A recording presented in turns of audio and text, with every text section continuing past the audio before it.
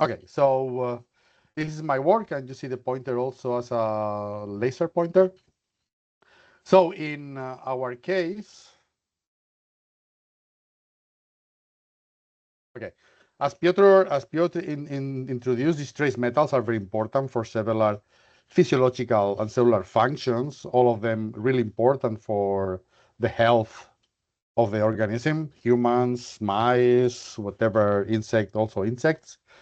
But also their amounts in the organism are so tightly controlled because any imbalance can promote or contribute to disease. In my scientific career, I have encountered diseases with different etiologies, but in many cases, the metals were a core in the in these pathologies. Like iron is very important in Friedreich ataxia because frataxin is the gene involved and contributes building the iron sulfur clusters in many enzymes. So iron overload is classical symptom of the disease. And I'm still working on that. That's why one of my current fields is focused on ferroptosis. But today I'm going to tell you a story we started in Germany when still was a postdoc, and we are trying to publish right now after finishing some experiment that is related to zinc. Zinc that is very important in immune function. It has been also seen that is related the accumulation mainly to Alzheimer's and Parkinson's, and this is where my research around that element has been focused. So in our case in the lab, all our research or our investigations in biomedicine, they start from the patient. There is normally, here in Spain, it's common, they have a patient association that contacts you and tells you, this is my problem, can you help us somehow? And then we are trying, our goal is to go back to the patient sometime later, possibly with a kind of a treatment, okay? In this gap, we use Drosophila and other members of the groups, they use cell culture and mouse models as a preclinical tools to identify a compound, a chemical, or whatever that can be applied lately in a clinical trial and then at some point arrive to the patients. And in this strategy, we try to focus on those drugs or chemicals that have been already approved for other uses, and then we try to give them another use, and that's why we call it repurposing. And it helps us to speed up a little bit this clinical trial process, because the first stages of a clinical trial that are toxicity, we can bypass them because these drugs has been already proved, but it's not always possible. You all know you work with different types of insects, and compared to the humans, you have here, this is the human brain. The dolphin is slightly larger, but Drosophila will be much smaller. And as you can see here, the morphology has nothing to do with the human. Nevertheless, the structure of the central nervous system, and of course the cellular structure, is the same in flies that in humans in most of the cases. And what is important, 75% or more of the genes involved in human diseases, they have an ortholog in the fly. Ortholog not only in terms of sequence, also in terms of function.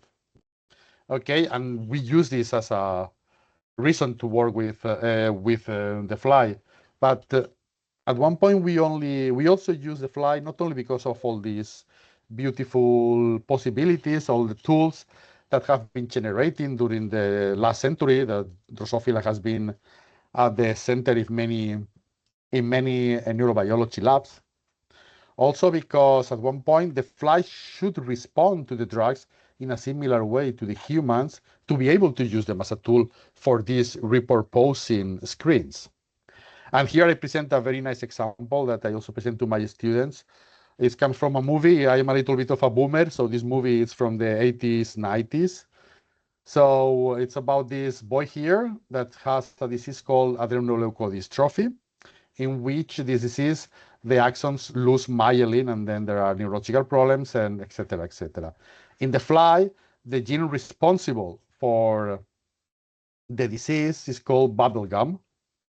And also, there was a German chemist that found out that a combination of oils that he named Lorenzo's oils in honor of this little child can reduce the accumulation of these very long chain fatty acids that we're accumulating in the brain of the patient. And when we give this oil to the flies, the response is the same. So here we have here control flies with the normal levels.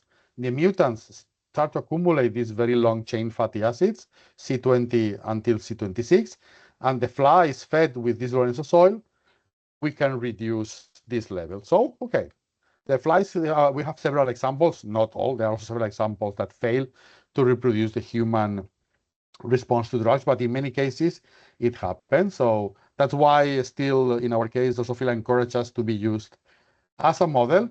In the world of metal homeostasis, I will present here 3 examples very fast. It's important, of course, that we also, this homology between humans and flies is conserved, and is the case. Here we have Phanis bicirlis, a very known Drosophila scientist related to the iron metabolism, will be probably the most known iron metabolism guy in the Drosophila field, that has worked a lot with this metal and has described the whole set of genes involved in the absorption, distribution, etc., etc. Most of them conserved between humans and flies, with one example that is very significant, that is the transferrin receptor. There is no transferrin receptor in the fly up to now, or at least probably there is a gene doing this function, but up to now the real ortholog has not been identified. And looking to other 2 metals, as already Piotr mentioned before, copper and zinc, several of the genes involved in the biology of these 2 metals are also present in the flies and performing very similar roles, okay? So in my case, now I jump to my work. Parkinson's disease is a very heterogeneous disease, although the core of the pathology is the cell of the death of the dopaminergic neurons. And I started to work some time ago with one of the locus, this one here, ATP13A2. In that time it was called PARC9, because it was the genetic locus number 9 related to Parkinson. And this is, before I start with the gene, I want to, because I don't know how familiar you are with the way we manipulate gene expression in the fly. We use what is called the UAS GAL4 system. It's a system coming from yeast, and it's a bipartite system. On the one hand, we have the GAL4 protein, that is a transcription factor in yeast. And on the other hand, we have our gene of interest, sorry, the mouse, okay. Stop working here. The gene of interest, or the control of interest, under the control of what we call upstream activating sequence, UAS. They are also coming from yeast, and the GAL4 protein binds to these UAS sequences and promote the transcription of whatever is after the UAS sequence. And in the fly, we have created several lines in which the GAL4 is under the control of different promoters, neurons, subset of neurons, the wing, the eye, antenna, leg, whatever we can imagine has been prepared in the fly.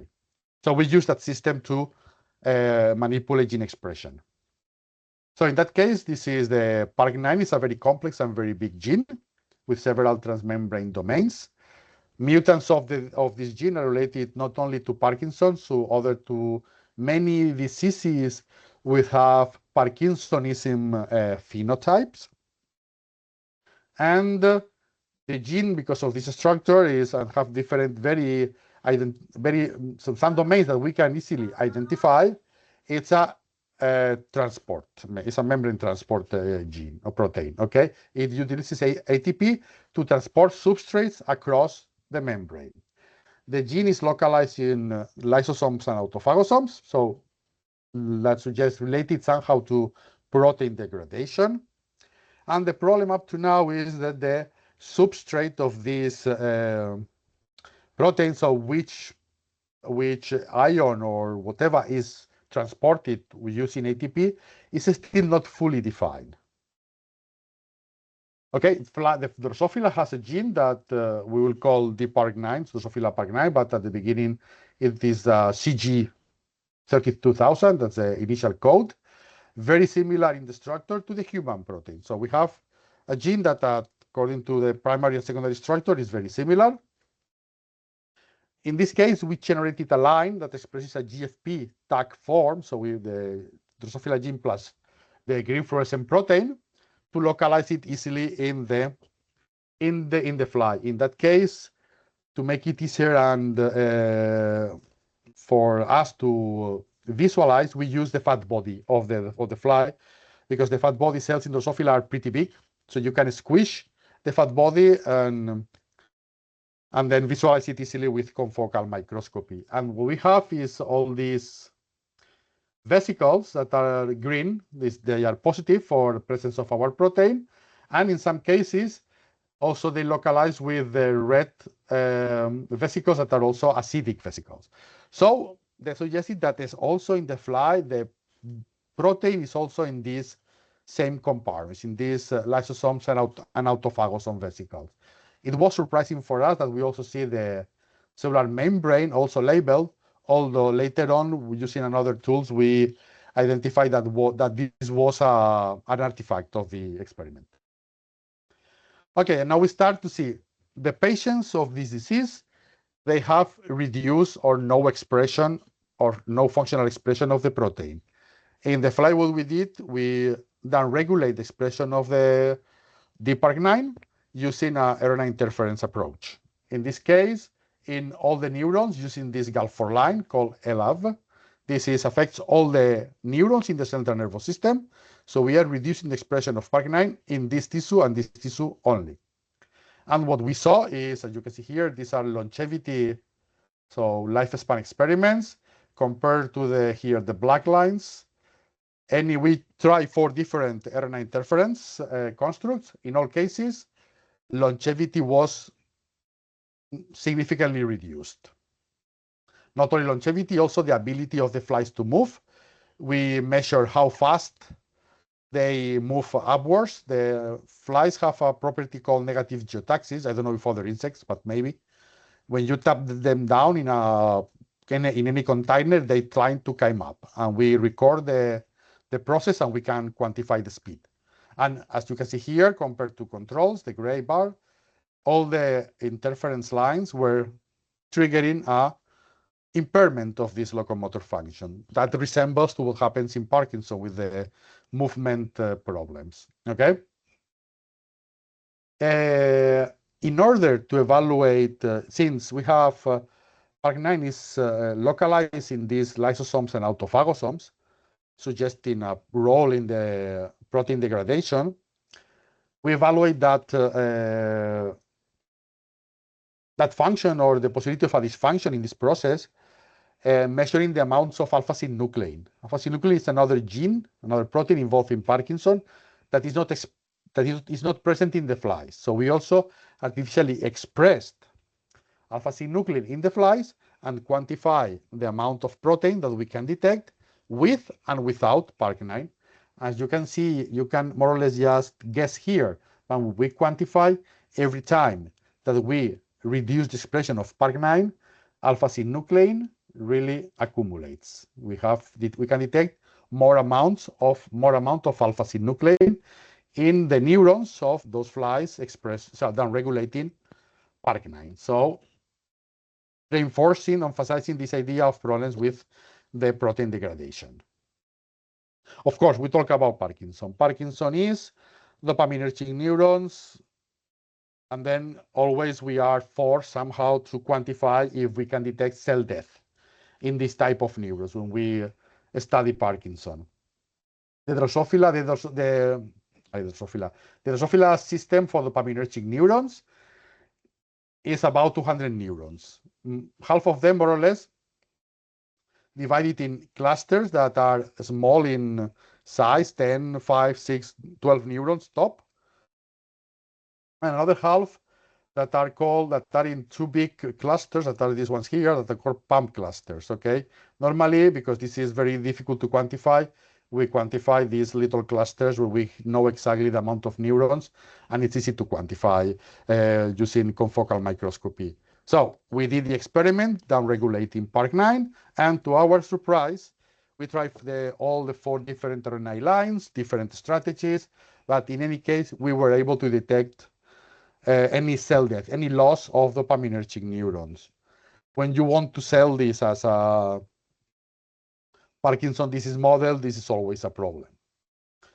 Okay, so then we were very upset or were disappointed at that point. We abandoned a little bit that, and we focused then in the other leg of the table, in the other branch of our scientific tree is the substrate.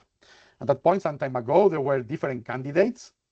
Nowadays, most of the research focus on polyamines, but at least for the fly, seems not to be the case. And then what we did, we fed our flies with, mostly we focus on manganese, polyamines, zinc, and iron. We fed our flies with all of them, and we found that only one of these metals, that was zinc, was able to exacerbate this altered longevity in the flies with less Park9. We move from here to here, so this difference now is much more enhanced with the presence of zinc in the food. We increase the zinc amount in the normal food we give to the flies, and then what we found is a strong decay or start increasing the mortality of these flies when they are fed with this drug, so with this metal. That gives us, at least in the fly, because we didn't see such effect with any of the other metals or the polyamines. It's the key element is the zinc. Then, as Piotr mentioned before, in the zinc-related genes, more or less divide in 2 groups. The CNTs that remove zinc from the cytoplasm. Okay, it means that they re-export it outside of the cell or inside of any organelle. And the CYPs that do the opposite, increase cytoplasmic concentration coming from the extracellular media or removing it from organelles into the cytoplasm. And then there is a group in Australia that has been working a lot with zinc, and they generated a line in which they express in the eye this GMR GAL4. It's a GAL4 specific for the Drosophila ommatidia.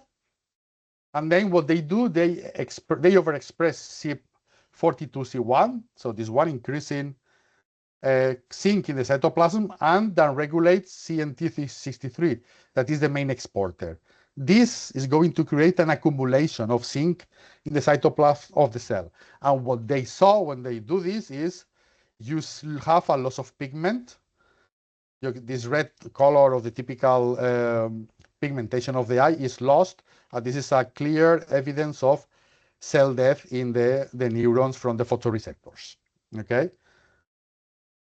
In our hypothesis, that it was a risky one at that point, okay, if Park9 is involved in zinc homeostasis, maybe we can modify that phenotype. And that was a lucky guess and unexpected result, to be honest.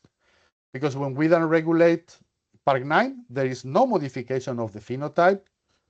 Okay, so we still see this loss of pigment in the center, but when we overexpress the gene, we were able to completely restore cell death. So cell viability, the cell death disappeared, and we completely restore the normal morphology of a Drosophila compound eye, suggesting that somehow Park9 is removing zinc from the cytoplasm. And then with this in mind, we went back to the dopaminergic system to see if now increasing the amount of cytoplasmic zinc in the flies with less Park9, now we were producing loss of dopaminergic neurons, and that was the case. We started to see, finally, and Gott sei Dank, cell death in our system. So that again relates Park9 to zinc homeostasis and Parkinson in the fly. the first time we submitted the paper to publication, this is the part we have done here in Valencia. The reviewers ask us for that you have to show to prove somehow that you have more or less zinc visually, so we can really trust on directly on that result. And we use a dye called zinquin that it emits fluorescent when it binds to zinc. Okay. First, to see if it works, we used control flies, normal flies, in which we are ever expressing our Park9. And you can see here now that many of these vesicles that contain Park9, that are acidic vesicles, they also contain zinc. This one's in purple, okay? And this, we call them zincosomes, is vesicles containing, I mean, many things, but among them, they are storing zinc molecules. Okay, then we move back to the downregulation that is here up, compared to control flies here in the line below. And we see staining for the zinquin, for lysotracker, so these acidic vesicles in red, and the merge here. And initially we can already see any a difference visually, but when we quantify that, what we found that, as expected, there were less zinc positive vesicles in those flies 9 and more acidic vesicles. So at the end, it looks like for the second review that the referees have accepted that. At least we can visualize somehow that we are modifying the zinc content in the cell. Okay, so at the end, the last part I want to tell you with this story, that as I mentioned is currently under review. We cannot use as a treatment, but we wanted to see if we have more zinc in the cytoplasm of the cells, can we improve the cell health or the pathological mechanisms with zinc chelation? And then we use this very complex with name chelator that we will call TIPEN, okay, that has high affinity to zinc and somehow for iron and manganese. And then I'm going to see what it happens. The first thing that, if the computer, now, we include that also in the diet of the flies. And before doing more experiments, we wanted to see that the chelator was working. Somehow we could modify the expression of genes. Okay, and it's the second half here. We are monitoring the expression of a gene called metallothionein B, that, as Piotr mentioned before, it's a gene specific to chelate metals, copper mainly, but also zinc. In the fly, as well, when we increase the zinc content, we have increased expression of the gene. But when we feed the flies with very slight amounts of this chelator, we almost abolish the expression of the gene. So at least it looks like that the flies were receiving the chelator and the drug was doing the right thing. And then I only want to show you one of the experiments. We did other also, all of them positive. And this is accumulation of alpha-synuclein. And as you can see, the second green bar, so the first green bar is untreated flies. We have accumulation of synuclein again compared to control flies in black, sorry. And when we feed the flies with this drug, with this zinc chelator, we can again normalize or more or less or bring to close to control values the amount of synuclein. So we are again recovering the ability of the flies to degrade, to get rid of this synuclein protein. And with this slide, I want to conclude. So in our hands with the fly, this Park9 is essential for normal development, lifespan, and locomotor performance. It protects dopaminergic neurons against zinc toxicity. And it's a lysosomal, endosomal protein involved in zinc balance. And it's important to transport zinc from the cytoplasm into these zincosomes or zinc plus acidic vesicles.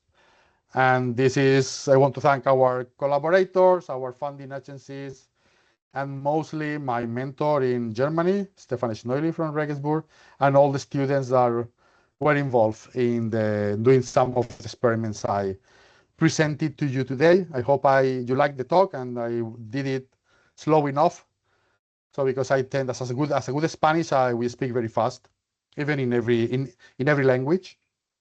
And now or later open to questions. Thanks a lot for your time.